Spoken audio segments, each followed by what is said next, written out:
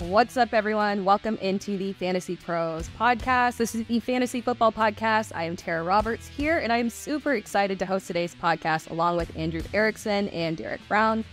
And today we are talking about one of everyone's favorite topics, bounce back players. Can these 10 players bounce back in 2023? But before we get started, don't forget to subscribe and turn on notifications because you do not want to miss out on any of the content that we have coming out. We are way too close to draft season to miss out on a single show. Erickson and Debro are giving us the best list of bounce back players, if I do say so myself here. So let's not waste any more time. We'll go ahead and dive right in. Debro, why don't you start us off with the first player? Well, this is not a troll of Erickson, but a guy I firmly believe in this year. Look, I'm all in on Courtland Sutton. He's the first guy that's got to make my list. I'm extremely high on this Denver Broncos passing attack this year. I think that, foreshadowing, we might be talking about another Bronco that's making my list later. But Courtland Sutton, everything that could have possibly gone wrong for him in Denver last year did. I mean, his yards per route run dropped outside the top 50 wide receivers. He was outside the top 60 wide receivers in fantasy points per route run. But the other metrics that we care about here were all still fantastic. He had a 23% target share. He was top 12 in deep targets. And over the last 2 years, the things that Courtland Sutton can't control, i.e. getting open, he's still doing at a fantastic clip, people. So the talent has not gone anywhere. And just, again, I know you're probably shrugging and eye-rolling about whatever. Courtland Sutton sucked last year. Let me hit you with this. Over the last 2 years, Courtland Sutton is tied for 12th in open score with CeeDee Lamb. So just to put some context there, the talent has not gone anywhere, and I think that we're going to see a much, much improved Denver Broncos passing attack in 2023. Yeah, I don't want to tip your hand there about another player coming up later. But again, is this more of a confidence in Sutton, or do you think that Judy has bust potential, or is this Russell Wilson being the second coming of Drew Brees? I mean, really, this is just, it's all things and needles and arrows and all types of things that give you a direction pointing up for Denver this year. And whether you want to tie this to Russell Wilson can't be worse than he was last year. And we also saw him play better down the stretch. You want to talk about Sean Payton. You want to talk about that Jerry Jeudy and Courtland Sutton. Again, I talked about open scores. Over that same span, Jeudy is 10th. So these wide receivers are still playing extremely well. So I'm really just buying into this offense as a whole to bounce back in 2023. Love it. Before we move on to our next player, I love live events, but I hate buying tickets. The hidden fees suck, customer service is terrible, and coordinating with friends is a nightmare. But then I discovered Fanimal. Fanimal has tickets to everything: concerts, festivals, basketball, baseball, hockey, and of course, NFL. And there are no hidden fees. The price you see is the price you pay. You heard it first here. Fanimal is the cheapest place on the internet to get tickets. We have all experienced how painful it is to coordinate going out to events with friends. I always end up fronting a bunch of money and then chasing down my friends to get reimbursed. And if they flake, I'm stuck with the whole bill. But Fanimal's patented group purchase makes it easy to split payments with your friends so nobody is left holding the bag. You don't commit until your friends do. So just pick the seats, pick how many tickets you want to pay for yourself, and then send the link to your friends. When they join the group, everyone gets charged separately and your tickets are secured. Plus, you can stack cash by inviting friends, $10 every time someone joins your group. Ka-ching! Oh yeah, and Fanimal has amazing customer service. Don't take my word for it. Check out their hundreds of 5-star reviews. The next time you need tickets, go to Fanimal.com or download the Fanimal app and use promo code FanimalPros for $20 off your first purchase. Check out Fanimal and experience more. Erickson, why don't you get us back with the next player? Right, going to the quarterback position here with Deshaun Watson for the Cleveland Browns. We don't need to rehash Deshaun Watson's season last year. It was horrible. He was horrible. The Browns were not good at the end of the season. But what's not talked about enough, I think, with Deshaun Watson is him as a rusher. So he, as bad as he played last year, he was still averaging nearly 30 rushing yards per game. This is what we want in our fantasy football quarterbacks. Among the 7 quarterbacks who rushed for at least 30 yards per game last season, Justin Fields, Lamar Jackson, Jalen Hurts, Daniel Jones, Josh Allen, Marcus Mariota, and Kyler Murray. Only Murray failed to crack the top 10 in fantasy points per dropback. Marcus Mariota was inside the top 5 in fantasy points per dropback last year because he was a rushing quarterback. Running the ball can make up for a lot if you're not passing at an elite level. So even if Deshaun Watson doesn't come back to his elite passing status that he was once as a Houston Texan, the rushing alone can get this guy back-end fantasy QB1 numbers. And then you have the additional upside of what if he does become that same passer that he once was when he was a top 5 fantasy quarterback and every season he had played at least 15 games. So for me, Deshaun Watson, another year back from his time off, I think that he's a smash where he's going as a late-end QB10, QB9 ADP. I think he's a league winner where he's being drafted. How do you feel about the Browns and their rushing attack, though? Are we going to see an increase in the pass volume that they've got here? The Browns have been a top 10 offense every year that Kevin Stefanski has been there. Even at Minnesota, he had those same tendencies. So are we really super confident that they're for sure going to increase the pass volume, or is it just the rushing upside that's really going to get Deshaun there? I think that I'm just really buying the Browns offense as a whole. So whether it is as a rushing attack, okay, as long as they're moving the ball up and down the field and scoring touchdowns, like that's really the component that I'm really most excited about. Obviously super excited about Nick Chubb. He always produces every single year. It's why I'm so high on him. And I think that they're just going to move the ball efficiently and it's going to score points for Deshaun Watson, Nick Chubb, and a lot of the playmakers. D-Bro, I love this next player here that you've got. Yeah, before I get to my next player, I was like, oh, great. Tara just set up Erickson. He's going on a 10-minute soliloquy about Nick Chubb. It's coming. I am the shareholder of the Chubb But Club. you were actually restrained a little bit. I was expecting a good 15 minutes, man. That was nice. But the guy that I got to get to here, again, we're talking about guys that can bounce back in 2023. Brandin Cooks has got to make this list. And I want to start this off with Brandin Cooks might not be young. He is not washed, people. Not even close to it. He was 27th in route win rate last year, 20th in win rate against man coverage. All this is to say is that Brandin Cooks is still that guy. And now, if you look back about last year, and I know that it wasn't the type of season that everybody drafted for. Like, we were all hoping he was going to be a target hog and really produce like we had seen in every previous season. But what we didn't factor in here is Pep Hamilton totally just nuked him. It was a tale of two seasons. We saw at the beginning of the year, Brandin Cooks was like nerfed into this low A-dot guy and all of his numbers suffered. After week 8, Pep Hamilton woke up and said, well, you know what? We have a good player. I might want to actually put him in spots to succeed. After that, his yards per route run climbed from 1.39 to 1.86. His A-dot climbed from 8.6 to almost to above 15. And that's the role that I think we're going to see Brandin Cooks play in Dallas as the field stretcher. So really, it's all parts and pieces is lining up for Brandin Cooks to be in a wonderful, wonderful bounce back spot. And I get that everybody's worried about Mike McCarthy, what he's going to do with this offense and stuff. Still, Brandin Cooks is going to bounce back this year, and he's a great value right now in drafts. I'm always in on Brandin Cooks. It hurt last year, obviously. It was not what we were expecting, but I love him for a bounce-back player. You mentioned Mike McCarthy and his obvious dismay. He's very vocal about, his disagreements with... Yeah, I don't want to score points. Let's slow it down. Let's bring it back here. Very interesting. But yeah, it's kind of weird. I mean, the Cowboys ran the 8th most plays in 2022. They were extremely high, a top 10 team in rush attempts. They didn't throw a ton of pass attempts, only 19th. Are there any concerns about the pace here for the Cowboys pass game as a whole? Oh, there are massive concerns for the pace. But where I think that Brandin Cooks can alleviate some of those concerns is we're not talking about a low A-dot, high volume type of guy. So really, if the target volume takes a step back in this offense just because the passing volume goes down a little bit, we still are getting a guy that's going to be used deep down the field. That's where he's going to make his money. And with that, we get big plays. So those big plays can sit here and kind of counteract any kind of lost passing volume, target volume that we're going to see in this offense. So the ceiling weeks are still coming for Brandin Cooks and the Dallas Cowboys. Fantastic. As a reminder, guys, if you want more bounce back players, John Sipowicz wrote a great article where he highlights his favorite bounce back candidates called 8 Fantasy Football Duds that will become studs. Check it out at fantasypros.com/back. That's fantasypros.com/back. What's the next player that we've got here, Erickson? Going to the Pittsburgh Steelers backfield. Very polarizing, this backfield. I'm going to go with running back Najee Harris.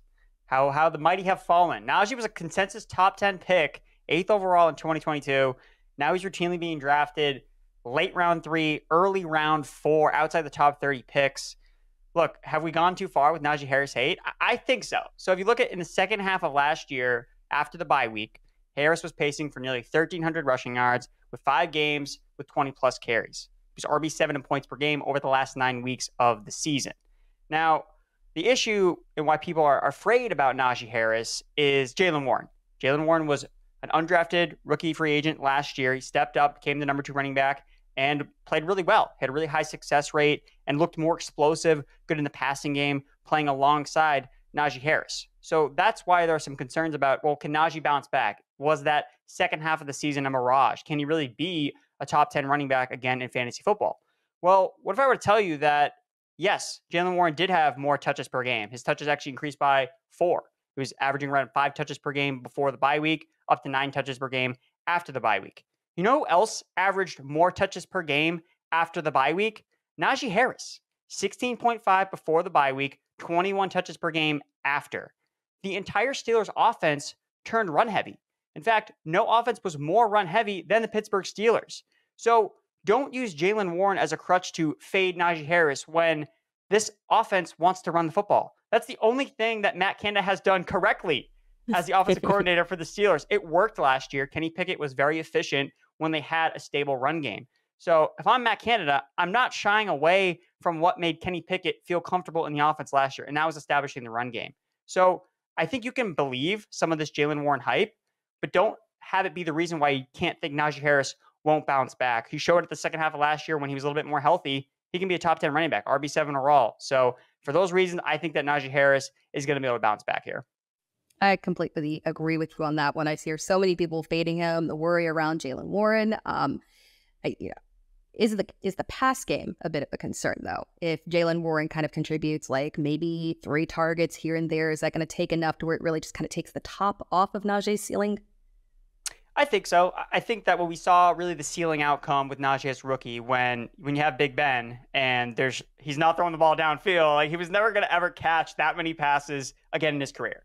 You know, Najee's not this dynamic receiver. He can catch dump off passes, but on first and second down, if Kenny Pickett needs a check down option, I think Najee can deliver. But I would say, yeah, he can't return to top 5, but can he be a solid RB1 that you can get now in round 4 potentially? I think so. All right, next player. We already talked a little bit about the Denver Broncos, but D-Bro, who you going with here? Oh, it's got to be Russell Wilson. I'm not going to buy into him being full back to being Mr. Unlimited, but I think he could be a QB1 this year and bounce back in a big way. Whether you want to take, again, we talked about it earlier, you want to go the Sean Payton route, or we want to just believe that Russell Wilson is not as bad as he looked like with Nathaniel Hackett last year.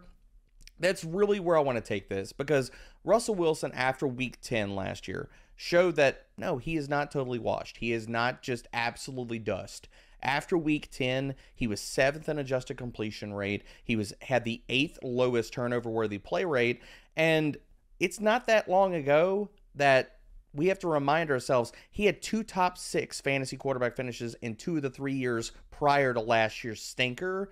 So I think that Russell Wilson still can offer fantasy managers something this year and could be a possible QB1.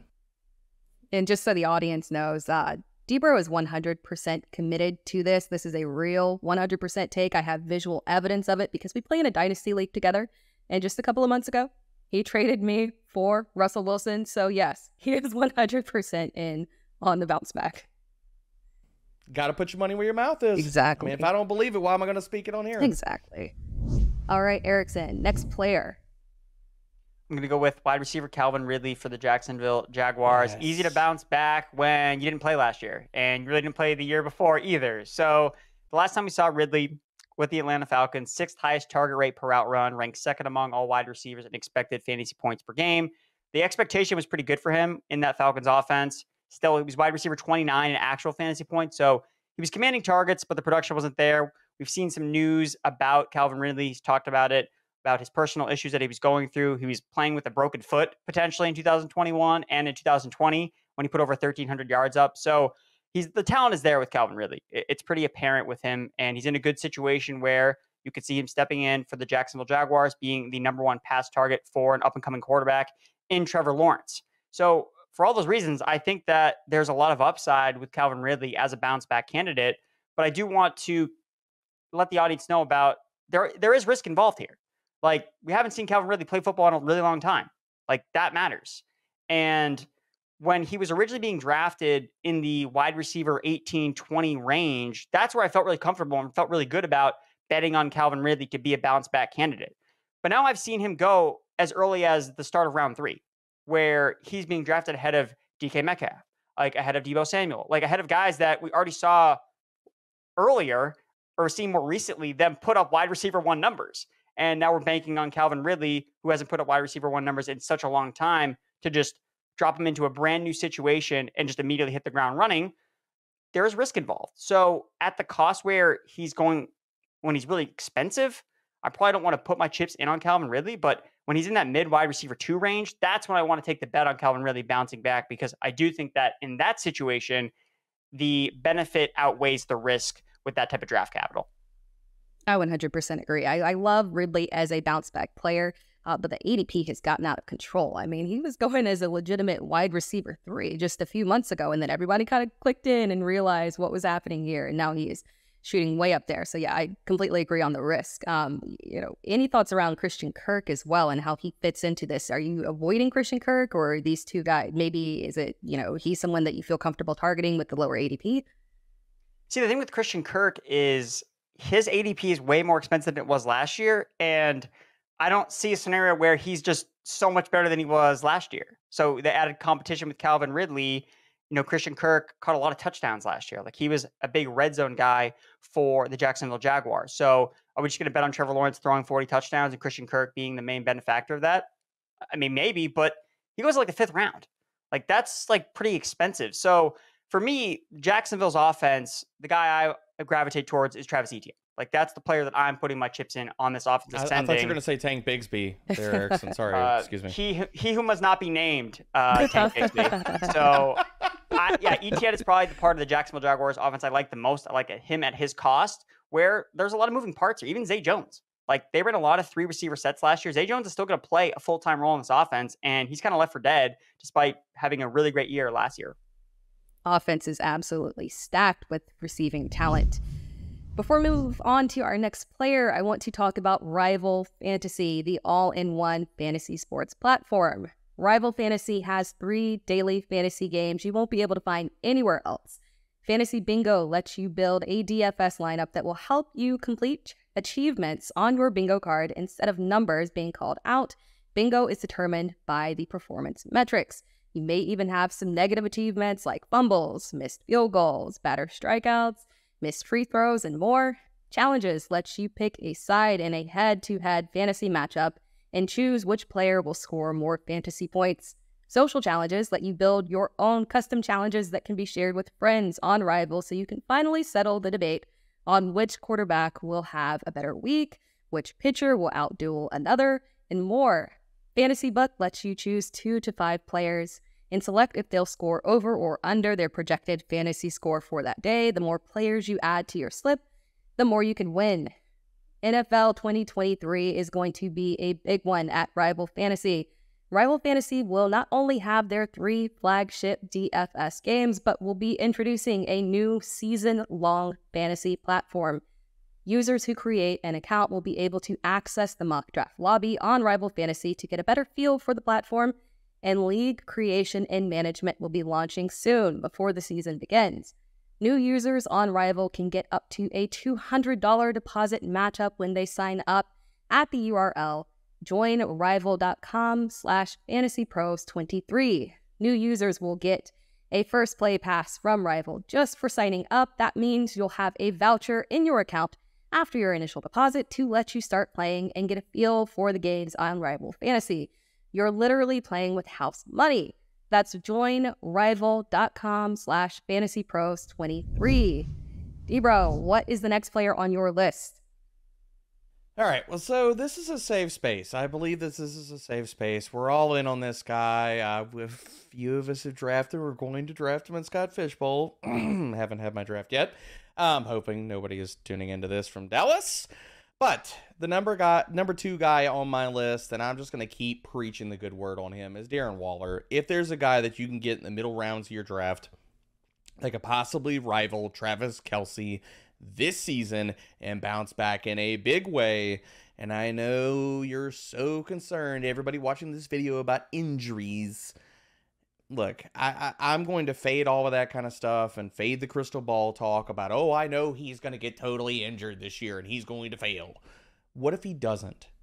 Because that's where I'm at. If he doesn't, he's going to lead the Giants in targets. And from a talent standpoint, he has not shown any fall off at all. He was top 13 in PFF receiving grade and yards per route run at the position last year. First in yards per route run against man coverage. I've talked about this ad nauseum, but Darren Waller has that type of ceiling to get 130, 140 targets, to be the unquestioned number 1 receiver in this Giants passing attack, which I'm here to tell you also, the Giants are going to throw more this year than they did last year. And if that's the case, it is all systems go for Darren Waller in 2023. Love that. We are a pro Darren Waller drafting in Scott Fishbowl kind of podcast here. I just drafted him. I mean, we're in here. But, you know, it kind of does make you think. Are you more comfortable with doing it in a large scale tournament where you need to take those high upside chances and you're less concerned about, you know, hey, here's the injury risk, a guy who hasn't played a full season in a long time, since 2020, I believe? Are we more comfortable with that there, or are you kind of hesitating a little bit in a regular situation with like a 10 to 12 team league? No, this is Ricky Bobby time. If you ain't first, you last. Like, I'm shooting upside in all of these drafts because I want first place. I like money. I like rubbing it in my league mates' faces. I want to sit here and win leagues. And I think Darren Waller, if he's healthy, can be a league winner this year, considering where you're getting him at in drafts and the upside that he presents. Now, I'm totally fine with embracing risk. Debro, I got a question for you. Here we go. Who's played more regular season games over the past 3 years? Darren Waller or George Kittle? Oh, you're setting me up here for a beautiful take, Erickson. I'm going to go Darren Waller. It's the same. They play the same amount of games. Oh, okay. Well, it's a trick question. But their That's ADPs nice. are not the same. They're not the same. Absolutely. Except one of them is a number 1 pass catcher. The other one might be number 4 potentially on his offense. So just want to throw that in there. Love it. You'll love to see it. Let's keep it on the tight end track. You got one for us, Erickson? Grab the pitchforks, baby. Tight end Kyle Pitts for the Atlanta Falcons, the guy that everybody wants to hate because he totally destroyed us last year. But let's review. What's changed about Kyle Pitts in this situation since last season? All right, his ADP. He was going inside the top 30 last year. Maybe we were just, jumping the shark a little bit. Well, now he's going outside the top 65 overall picks. We like that. He led the NFL in target rate per route run among all tight ends last season. He finished second in the NFL of all players in expected yards per route run. He's now entering year 3 in the NFL at a position that typically takes longer for players to develop. He's a monster regression candidate in yardage and touchdowns based on the volume he's seen the past 2 years. New quarterback, Desmond Ridder, coming in, cannot possibly throw less than Marcus Mariota did a year ago. We saw Ridder start a couple games. He's attempted 26 passes in all 4 starts, a feat that Mariota did in just 4 of his 13 starts. Ridder also attempted 30-plus passes twice. Mariota did that twice all year long. The volume is going up in Atlanta. And one of the biggest lessons I've learned in my misses on certain players is going into an offense and claiming and staking my claim that this offense is going to be too run heavy for this receiver to thrive. Basically, every other team, when you make that statement, unless you've seen it for multiple years, like in the case of the Tennessee Titans with Derrick Henry, it changes from year to year. What happens when your defense all gets hurt? Oh, what do you know? You got to throw the ball more. So the Falcons are going to throw more. They may not be a top 10 passing unit, but more volume is better for Kyle Pitts. So I think overall, when you just look at the grand scheme of Kyle Pitts compared to last year, where his price is compared to last year, he's in a better situation than he was overall. I think there's more pros than cons, and now you get a discount. So if you were one of the people that was drafting Kyle Pitts, it's at the top 30 last year, I know I was, this is not the year to jump off the bandwagon. Like, this is not the year to abandon ship because everything is better. It's a better situation overall. And will it be perfect? Maybe not. but I think it's going to be vastly improved, and that's why we're going to see Kyle Pitts bounce back in 2023. Love it. I got to ask, though, who is going to be the alpha in this offense? Is it Pitts or is it going to be London? I think it's going to be both of them. I think we've seen enough offenses where there's two guys, where it's concentrated. We see it in Philadelphia. We see it in Miami. Is Matt Collins going to command targets in this offense? Like, who is another Falcon? Name another Falcons wide receiver. Let's go. Come on, people. D-Bro. Bijan Robinson? A running back. That's all I got. Johnny Smith. Johnny Smith is there. I think Scotty Miller. There you go. There's a guy who's on the Falcons too. So wow, I'm today years old to find out that Scotty Miller is still on an NFL roster. Yep. Gosh, those were some sad streaming times in Tampa Bay. Take us on to a happier player, D-Bro. I mean, look, this is a quarterback that I'm going to invest in heavily in this offense, especially because I think that everything is lining up for the Chargers to just absolutely light the league on fire. With Kellen Moore in town, Justin Herbert is a beautiful candidate for MVP this year, and I think he's going to be one of the best quarterbacks in fantasy. I mean, everything that could have possibly gone wrong, from injuries to his skill players, to Joe Lombardi saying, well, we don't need to throw the ball down the field. You like to throw it like 3 yards, right, Mr. Herbert? To Justin Herbert also dealing with injuries himself. Everything around this offense screams regression, and Justin Herbert is going to bounce back in a massive way. Last year, he dropped all the way to QB 15 in fantasy points per game.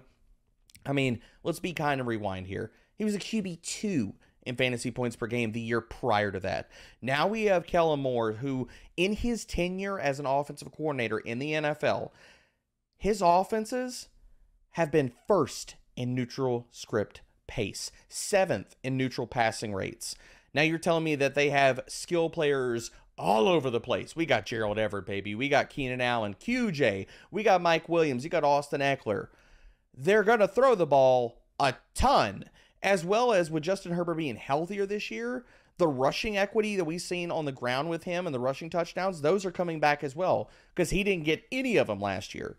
So I'm buying into Justin Herbert in a big, big way. He's probably going to be one of, if not my highest rostered quarterback in best ball and redraft this year. I'm all in, baby. I love this offense. I mean, you can't beat the ADP at this point. The range is just fantastic. The discount that you're getting on him for the upside that's there is wonderful. And you mentioned the lack of receiving or the lack of rushing upside that he had last year. I think people underestimate just how bad that rib injury was and just how much it immobilized him and how he wasn't able to get out the pocket. They didn't feel comfortable running him. So I completely agree. The bounce back opportunity is amazing. Let's go ahead and close this out with one more player who has to have a bounce back, right? There's nowhere to go but up here. Wide receiver Deontay Johnson for the Pittsburgh Steelers.